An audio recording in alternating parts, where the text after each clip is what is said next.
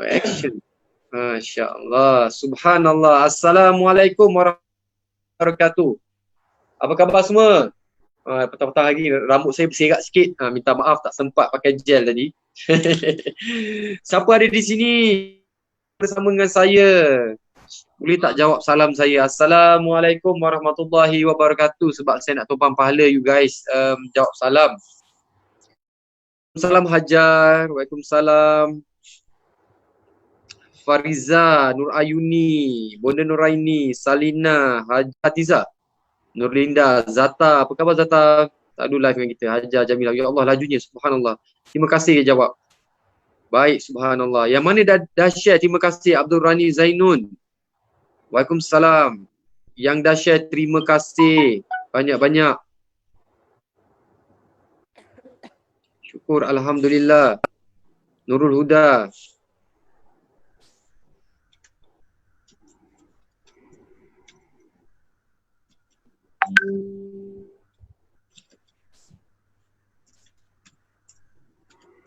Okey, baik. Oh, dari Munich. Fauzia Koroli. Allahu Rabbi. Apa khabar orang di sana? Terima kasih yang dah share. Syarina, Fairuz, terima kasih. Pasal berapa tu Kak Ngah? Saya pasal 3. Okey, Norihan. Terima kasih Hajar. Ya Allah, terima kasih kepada mereka yang share ni. Moga Allah berkati hidup kalian insya-Allah. Terima kasih Haziana. Oh, dia panggil Ziana Zain. Nur Anissa, terima kasih. Baik, Alhamdulillah. 1000 bulan hidup tenang. Masya Allah. Kalaulah Allah beri kita kan satu lampu ajaib.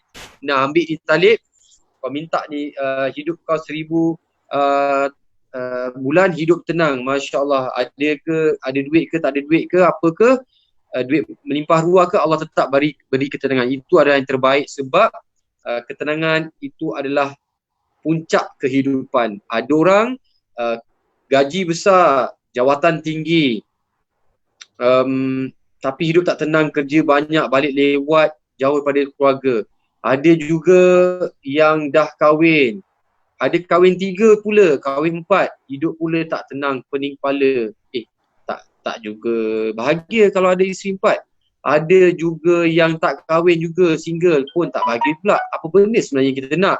Sebenarnya at the end of the day, kita nak ketenangan. Setuju tak? Siapa sini setuju? At the end of the day dalam hidup dia, kita nak ketenangan. KK, esok pagi siapa guest? Esok pagi, sebentar lagi saya bagi tahu.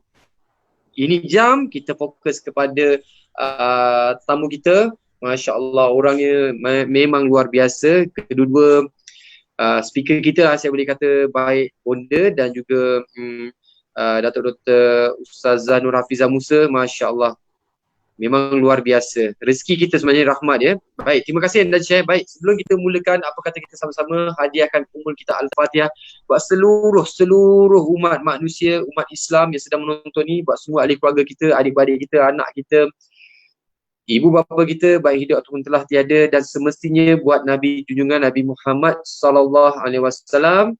Insya-Allah. Al-Fatihah.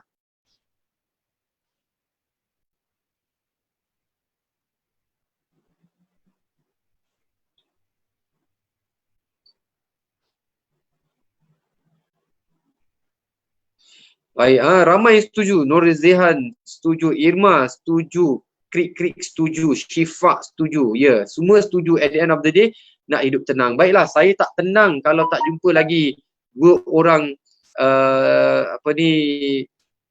ikon kita malam ni, petang ni. Baik, kita bersama dengan Bonda dan juga yang berbahagia Datuk Dr. Ustazah Nur Hafizah Musa. Assalamualaikum.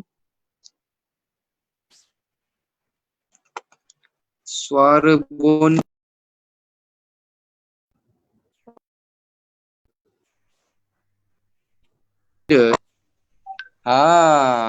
Okey, dah dengar dah. Subhanallah. Baik. Ustazah Nur Hafizah ada di sini bersama kita? Ada, Alhamdulillah. Assalamualaikum. Masya Allah. Semua siapa nak bagi salam, nak jawab salam, boleh juga. Boleh, silakan. Baik. Setuju, ketenangan paling mahal. Ni tengah ramai yang tengah buat survey ni, Ustazah dan juga Bonda. Ya. Ramai yang setuju Kita boleh test mic sikit nak dengar suara. Mungkin Bunda boleh kata sesuatu. Okay, Assalamualaikum warahmatullahi wabarakatuh. Alhamdulillah, syukur. Ustazah, boleh kita cuba sikit mic sound check. Okey, kita mulakan dengan Al-Fatihah ya.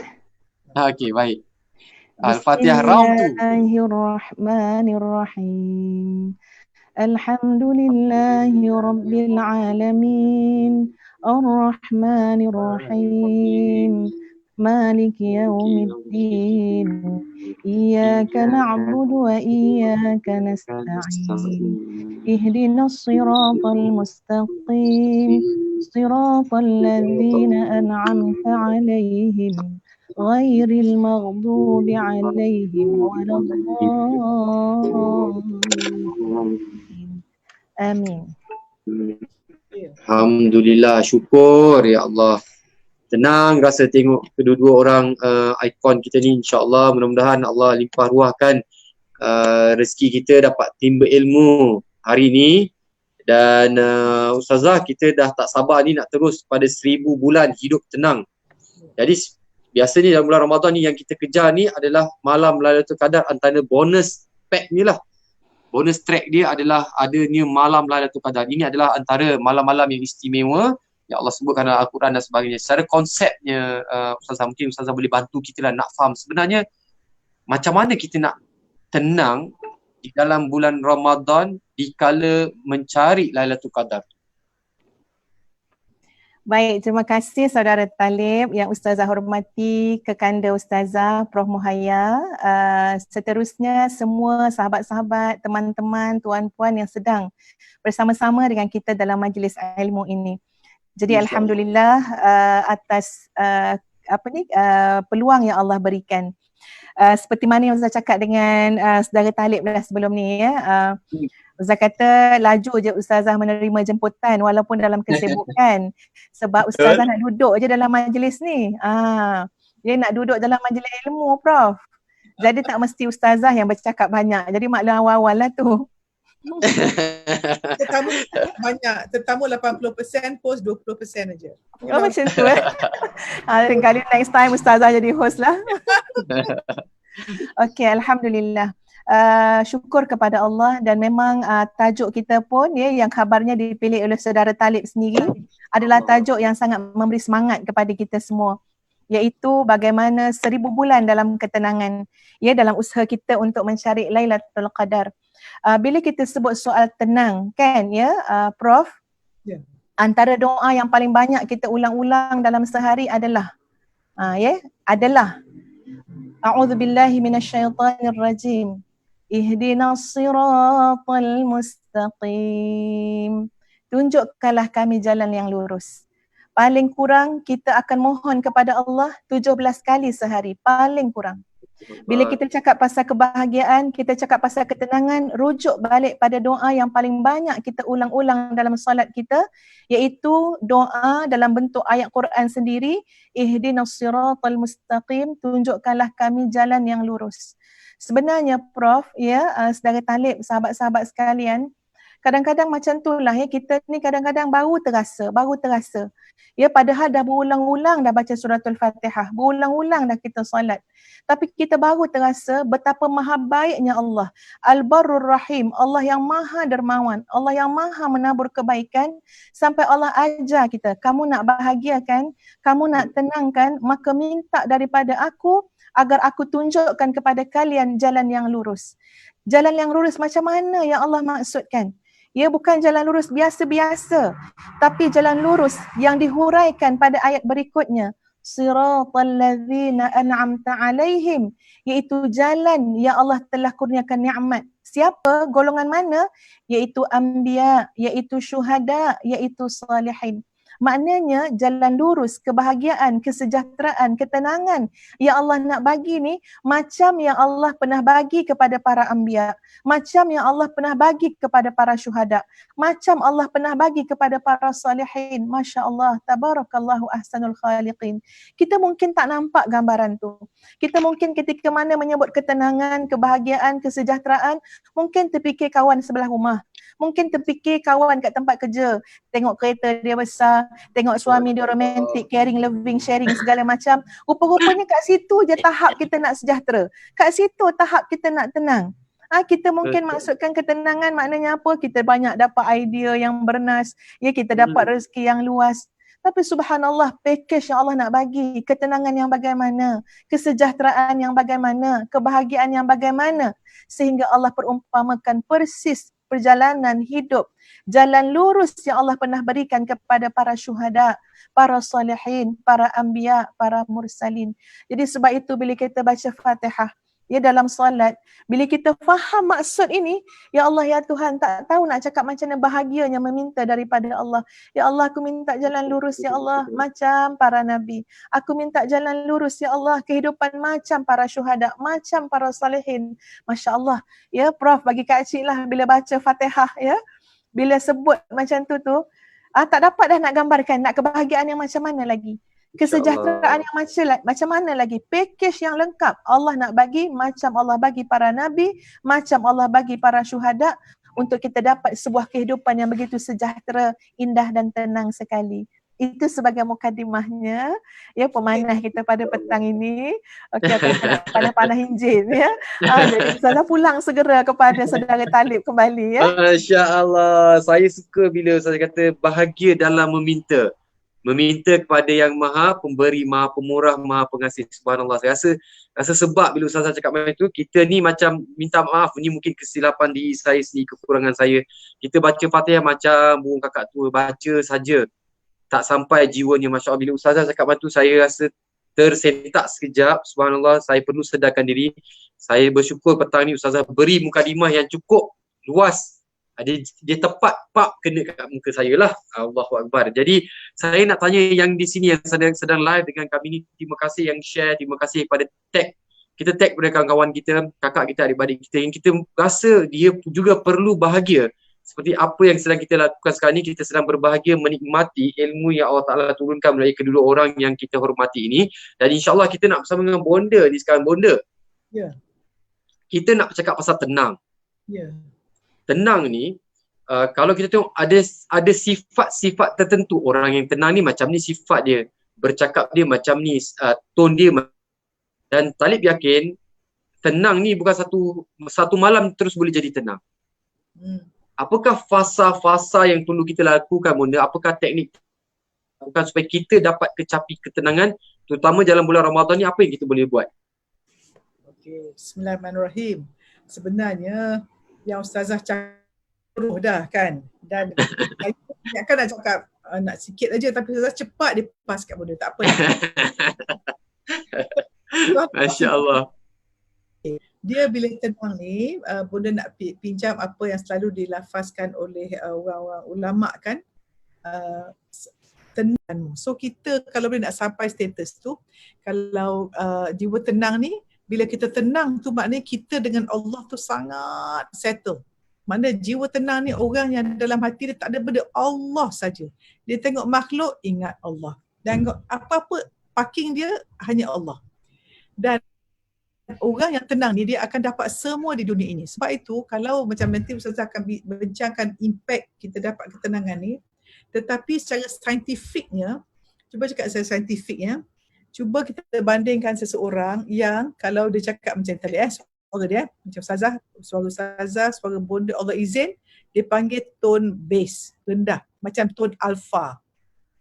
Okay, so kalau tone macam ni, kalau orang tenang ni, kita tengok gaya dia bercakap dulu, intonasi dia dan speed dia.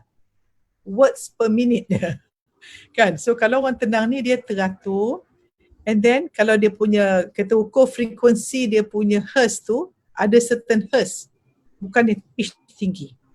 Tapi kalau orang tak tenang ni, dia panggil dalam beta. Contohnya kalau kita nak suruh anak kita mandi. Abang pergi mandi. Satu lagi, abang, jom kita pergi mandi. Yang mana yang akan anak kita ikut? Yang tenang, yang alpha tu yang menyentuh jiwa. So secara saintifiknya kalau kita ukur, kita ambil darah orang yang tengah tenang dengan orang yang tengah stres. Kajian menunjukkan kalau kita solat tu, bila kita, Ustazah tahu dia satu solat tu dia panggil bila saya tak ingat kat mana saya baca, tapi dia kata bila kita i'tidal sami Allahu liman hamidah Rabbana lakal hamd, that moment tu ialah alpha wave yang paling tinggi. Pasal sebab tu dia panggil tomak nina. Sebab tu kalau tak tomak nina tak sah solat. Kan? Punyalah Allah nak suruh kita tenang. Dan bila kita punya hormon tu sangat bagus, kita tenang tu, stres hormon. Hormon yang menyebabkan kita rasa gastrik, hormon yang menyebabkan kita migraine, hormon yang menyebabkan sakit belakang, semua ni akan menurun. So ada beberapa hormon-hormon yang menenangkan. Contohnya hormon dipanggil serotonin. Dan serotonin ni kita dapat apabila kita buat kebaikan. Contohnya kita berderma. Ataupun kita menerima kebaikan. Kita dapat kuih raya ataupun orang jual dah buka puasa. Ataupun kita melihat orang buat kebaikan. Hormon ini akan tinggi. Satu. Yang kedua ialah hormon dipanggil hormon oksitosin. Oksitosin tu kita dapat apabila kita peluk baby kita. Dan hormon oksitosin ni sangat tinggi bagi baby yang menyusu. Ya, dalam orang yang menyusu Allah buatkan hormon ni sangat tinggi, maka dia panggil PR punya hormon. Buat kita seronok. Satu lagi ialah hormon endorfin. Endorfin ni kita dapat apabila kita senyum. Kalau orang tenang tu dia senyum ke masam balik? Mesti senyum kan? So bila kita faham konsep ini, bila kita bayangkan, yang mendengar ni you all, saya nak cakap macam ni. Kita ini satu bahan chemistry. Mungkin boleh dah sebut pagi tadi, nak sebut sekali lagi bahawa kita ni ada sel-sel yang dimandikan dalam hormon. Contohnya kita sel dalam satu dish, taruh sel tu. So bila kita punya fikiran tu positif, macam kita solat, ihdinas siratal mustaqim, tunjuk jalan yang benar, kita dah fikir yang positif tu. Dari segi saintifiknya, bila fikir positif tu, kita punya bahan genetik akan switch on benda yang baik. Jadi kita akan jadi sangat tenang, alpha wave tinggi dan segala yang kita lakukan dalam solat, disiplin solat kita tu akan membina akhlak kita yang baik.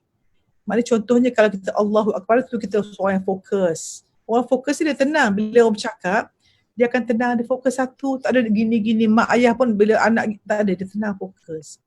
Bila dia rokok tu, dia sangat humble, sangat tawaduk. Bila dia terikat, dia sangat tenang. Bila dia sujud pun dia humble. So maknanya, macam Ustaz katalah, ini saya meminjam kata-kata Pak Nasrullah. Dia kata gini, bila kita solat, macam Ustaz katalah, bila solat kan Ustaz, kita dah bahagianya dengan Allah, sedapnya kan? So bila kita gini, bila kita beri salam, Assalamualaikum warahmatullahi, sejahtera orang kanan, sejahtera orang kiri. Selepas solat, kita orang yang jiwa yang tenang ni, tak ada fikir diri dia dah. Dia fikir apa manfaat aku nak beri. So saya rasa ini bila kita hidupkan apa kita dialog dengan Allah, kita faham pergerakan dan kita tahu kita solat tu ialah satu exercise untuk membina akhlak kita, maka insya-Allah setiap kali kita solat, kita reset minda, kita bersihkan hati, kita tawaduk, memang segala hormon baik. Lepas solat tu memang kalau ukur alpha wave sangat tinggi, maka segala yang kita buat tu sangat berkesan, apatah lagi kalau kita solat on time. Itulah setakat ini. Masya Allah. Jelas ada hormon-hormon tertentu bunda kalau kita buat okay. Dan paling best bunda juga kata lepas kita solat ni kita fikir beri apa kita nak beri manfaat orang pada orang lain. Itu adalah sebaik-baik manusia lah bunda. Ya, maknanya masa solat tu kita hamba betul-betul. Lepas solat kita khalifah pula. Dah buat khalifah ada banyak dosa pula, minta taubat pula. So kita recharge. Oh sedapnya hidup. Masya-Allah. Berbaloi hidup bunda Masya-Allah.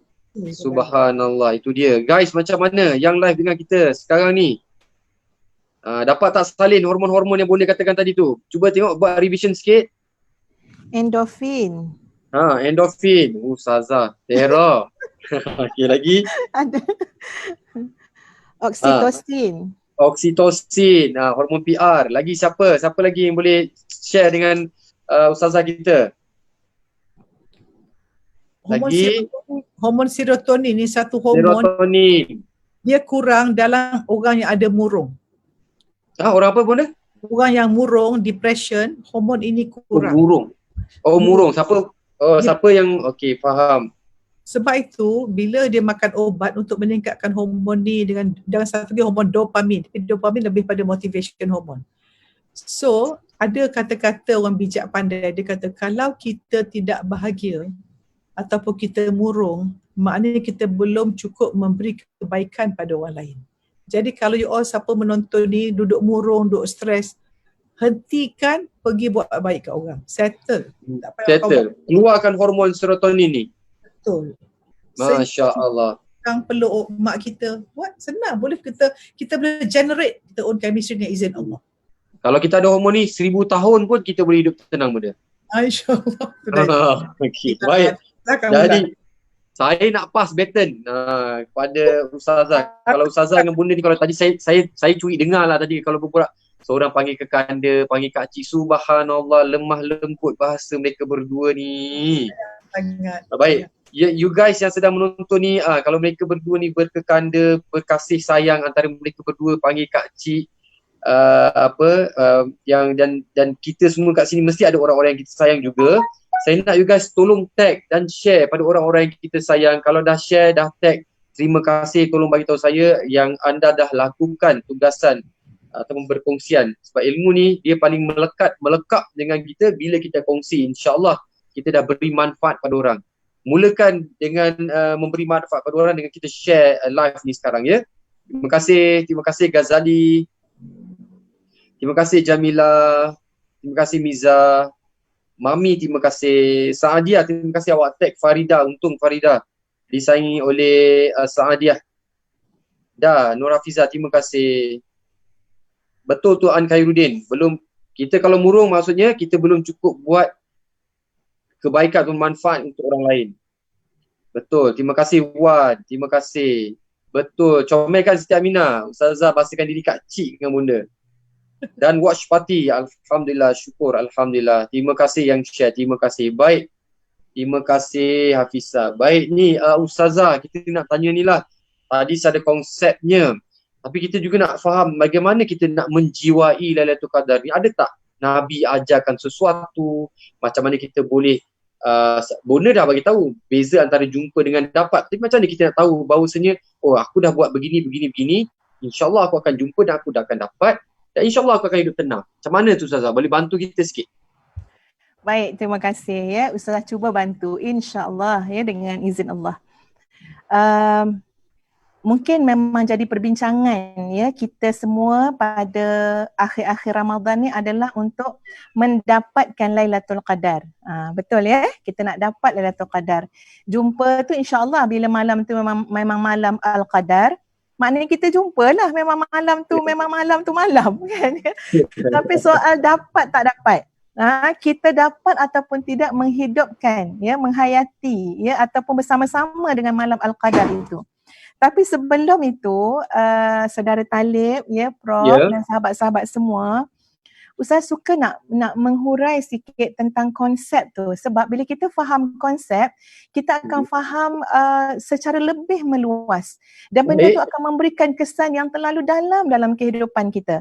Dia boleh mengubah banyak perkara dalam hidup. Iaitu tentang persoalan, kenapa nak buru sangat Lailatul Qadar ni? Kenapa? Apa sebenarnya di sebalik itu?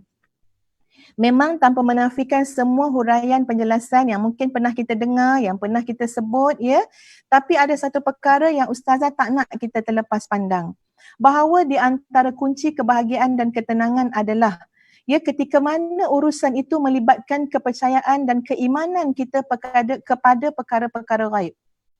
Lailatul Qadar adalah sebahagian daripada perkara ghaib yang tak nampak dengan mata kasar. Sebab itu tak pernah habis bincang, tiap-tiap tahun akan ada bincang. Apa tanda Lailatul Qadar? Macam mana Lailatul Qadar? Sebab apa nak bagi tahu ni benda ghaib, tak nampak dengan mata kasar. Cuba benda boleh dengar bunyi loceng ke, benda boleh nampak dengan mata ke, rasanya tak timbul dah cerita orang nak tanya-tanya. Tapi sebab ini adalah perkara ghaib. Subhanallah, ya sahabat-sahabat sekalian, kita semualah kita bercakap pada diri kita sendiri. Rupa-rupanya, ya antara kunci ketenangan yang paling besar dalam hidup adalah keimanan kita kepada perkara-perkara ghaibiyat. Ya, keimanan kita kepada Allah, keimanan kita kepada Al-Quran. Kita tahu tentang Lailatul Qadar bukan sebab mak kita cakap, bukan sebab ayah kita bagi tahu, bukan sebab ustaz-ustazah yang bagi tahu, tapi kerana Al-Quran, kalamullah, ya, yang menjelaskan kepada kita, inna anzalnahu fi lailatul qadr wa ma adraka ma lailatul qadr. Kemudian ayat itu pun bertanya, apa yang kamu tahu tentang Lailatul Qadar? Kat situ kita tahu. Ya, ini adalah perbincangan perkara-perkara ghaibiyat, perkara yang ghaib. Beriman kepada Al-Quran, beriman kepada Allah, beriman kepada hari akhirat. Jadi di sinilah semangat orang-orang yang mengimani benda-benda yang ghaib, yang Allah suruh imani, maka dia pasti akan berusaha untuk apa? Mencari Lailatul Qadar. Ya, dia akan buat 10 hari terakhir tu buat sehabis baik. Nampak, kita buat je lah dengan Allah. Maka di situlah letaknya antara kunci ketenangan, kunci kebahagiaan, iaitu keimanan kita kepada perkara-perkara ghaib. Jadi banyak sangat. Kalau kita bincang tentang Ramadan itu sendiri, kenapa Ramadan itu Allah sebut la'allakum tattaqun?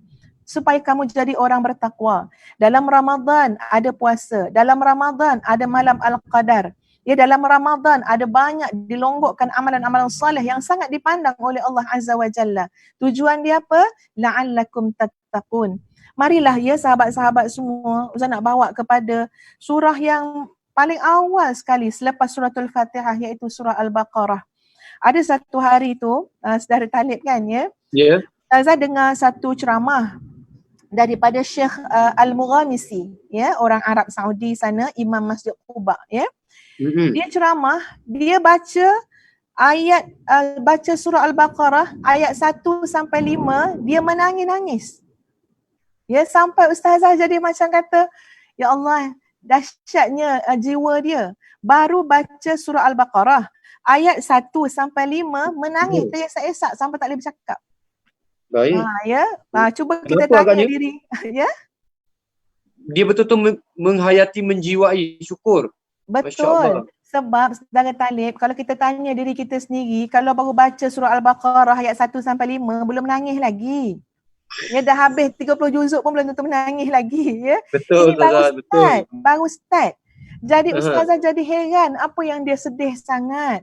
Apa yang dia fikir, penghayatan apa yang dia rasakan ketika mana dia baca surah Al-Baqarah tu. Rupa-rupanya, ya, ini adalah gambaran kepada orang yang bertakwa. Puasa kita tu nak jadikan kita orang takwa. Ya, amalan kita ni nak jadikan kita orang takwa. Kesudahan yang baik dalam hidup adalah untuk orang bertakwa. Jadi mari kita lihat ciri-ciri orang bertakwa. Ciri orang bertakwa antara lain ialah allazina yu'minuna bil ghaib, iaitu orang yang beriman dengan perkara-perkara ghaib.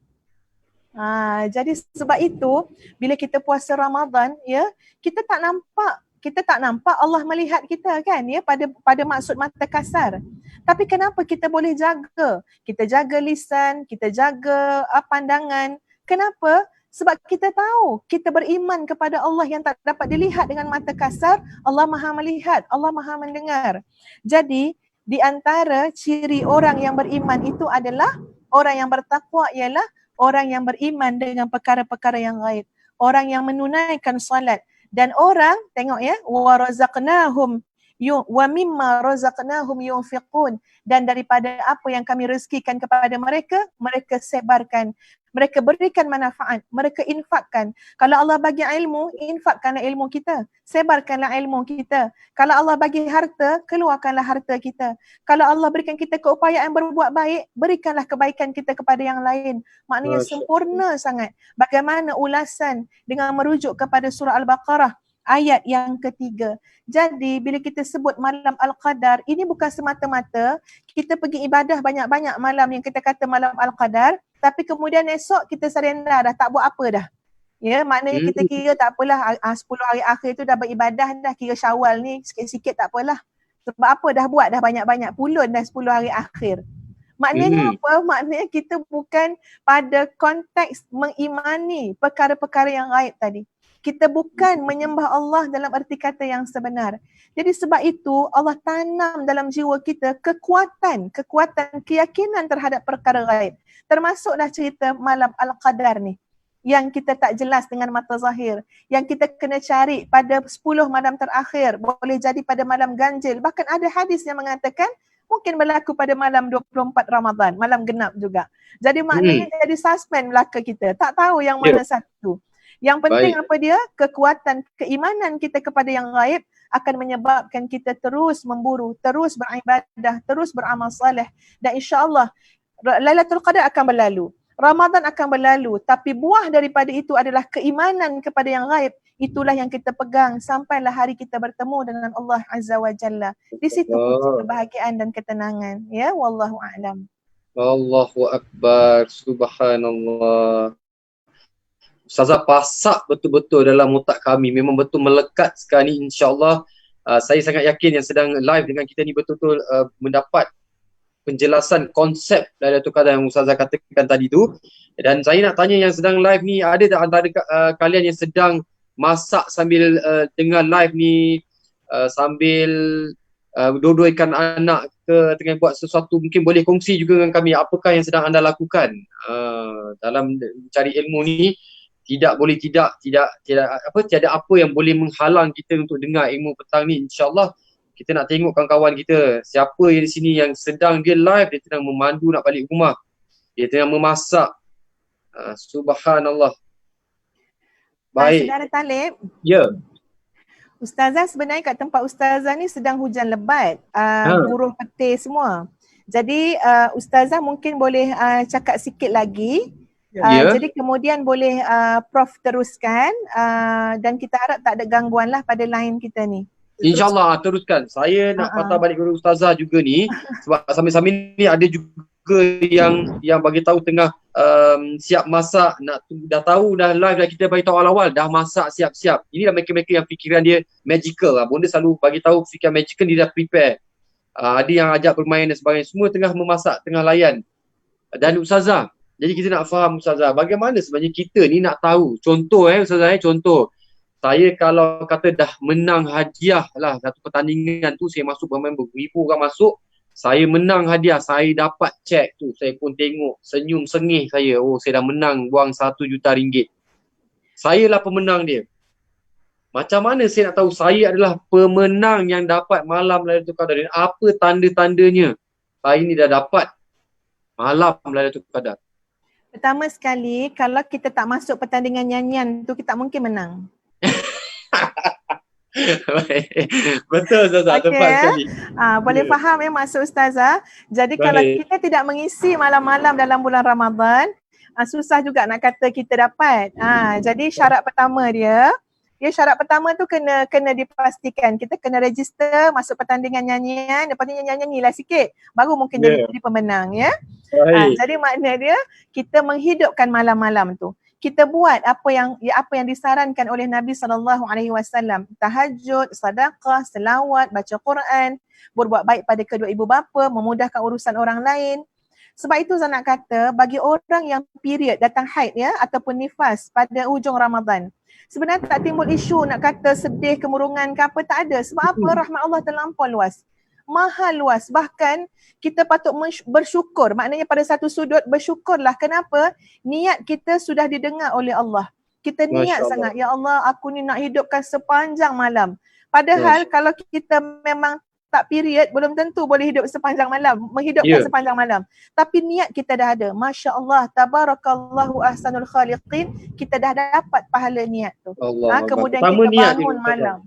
Kita bangun malam, kita mudahkan urusan orang yang salat. Maknanya apa? Kita kaut semua pahala-pahala kaum keluarga kita yang kita mudahkan urusan mereka. Mudahkan urusan mereka buka puasa. Kita kemaskan dapur supaya orang lain boleh iktikaf, boleh duduk ke atas mihrab. Boleh baca Quran banyak. Kita uruskan supaya suasana tu suasana yang lebih merangsang seseorang untuk berada dalam keadaan selesa sangat nak ibadah. Kita kaut pahala semua orang tu. Masya Allah luasnya rahmat Allah. Kemudian antara tanda dia sahabat-sahabat sekalian ialah Bila mana Allah mengurniakan kepada kita istiqamah dengan amalan yang telah kita lakukan. Tak terhenti setakat itu. Ya, Masya Allah, bila Allah dah ampunkan dosa-dosa kita, Allah rahmati kita, ya, Allah beri daripada malam Al-Qadar ni keberkatan, kasih sayang, rahmat, ketinggian, kemuliaan. Itu yang Allah nak bagi pada malam Al-Qadar. Ya, jadi maknanya kita akan dapat istiqamah, ya, untuk hidup menjadi hamba Allah yang taat. Ya, kita akan dapat kehidupan, ya, yang boleh jadi contoh kepada orang lain. Kita akan dapat kebahagiaan. Kita akan selalu diberi mudah oleh Allah untuk menunaikan ketaatan. Itu di antara tanda-tandanya. Bahkan ya, saudara Talib, yang Ustaz ingatlah kalau Ustaz boleh kaitkan juga, antara tanda-tanda taubat diterima oleh Allah. Sebab kita malam Al-Qadar, kita bertaubat, ya, kita berzikir kan, maka kita boleh ambil di antara tanda-tanda taubat ialah ketika mana Allah melorongkan kita kepada rezeki yang halal. Jadi insya-Allah kalau orang tu dapat Lailatul Qadar, dia pun sama. Ya, Allah jauhkan dia daripada rezeki yang syubhah. Allah jauhkan dia daripada rezeki yang haram. Allah dekatkan dia pada saluran rezeki yang halal dan kemudian menjadi barakah rezeki tersebut. Ya, Allah jauhkan daripada sahabat-sahabat yang tidak baik kepada persekitaran yang baik. Insya-Allah. Itu di antara mudah-mudahan lah ya tanda orang yang mendapat Al-Qadar. Sedangkan Talib, Ustazah nak share sikit ya. Sila. Prof, ni nampak gaya ni macam Kak Cik je yang bercakap ni. Kak Cik kena cakap, memang. Bukan apa Prof. Kak Cik mungkin bila-bila masa boleh ni kan, sebabnya hujan lebat sangat. Okey, faham. Ya, jadi nanti insya-Allah Prof boleh teruskan je ya. Ada satu perkara yang Kak Cik nak kongsi sangat adalah soal ketenangan tadi. Sebenarnya Prof, ya Allah ya Tuhan, rasa kita sama semua ya, kita memang nak cari ketenangan. Kita nak ketenangan tu bermukim dalam jiwa kita. Kita nak sampai kita layak mendengar masa kita nak mati nanti, ya Tuhan nafsul mutmainnah, wahai jiwa yang tenang. Jadi kita struggle sekarang untuk dapatkan jiwa tenang yang menjadi pakaian kepada jiwa kita. Jadi dalam mencari ketenangan, ya, daripada segala macam fitnah dunia, ya, macam-macam yang berlaku dalam hidup, maka sebenarnya terlalu penting soal keimanan kita kepada hari akhirat. Ya, sangat penting. Sangat penting bagaimana keimanan kita kepada hari akhirat akan menjadi penawar untuk kita rasa tenang. Orang mengata kita, orang cakap macam-macam, dalam keadaan orang tu pasti tak tahu hakikat yang sebenar. Kalaulah kita dengar kata-kata orang ni, jangan kata kita, Nabi SAW sendiri ada ayat Quran yang menerangkan kepada Nabi supaya apa? Sabarlah kamu wahai Muhammad ala ma yaqulun, atas apa yang orang cakap kepada kamu. Kalau Nabi pun, ya Nabi ni saudara Talib boleh terasa juga orang cakap kan, apatah lagi kita.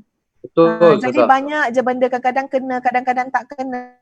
Tapi bila kita mengingatkan keimanan kepada hari akhirat, apa dia? Ya, soalnya adalah sampai satu ketika semuanya akan didedahkan oleh Allah. Satu-satu perkara tu Allah akan tunjukkan siapa yang mulia, siapa yang hina. Ya, bila kita bila orang kata kepada kita, kita doakan pula orang tu supaya jadi baik, kita dapat pahala lagi. Masya Allah, terbukalah pintu-pintu kebaikan. Ya, di dunia kita dapat ganjaran, akhirat pun kita dapat. So kita percaya bila kita dianiaya oleh orang lain, kita ada hari akhirat. Yang Allah yang Maha Adil tidak akan menzalimi sesiapa pun.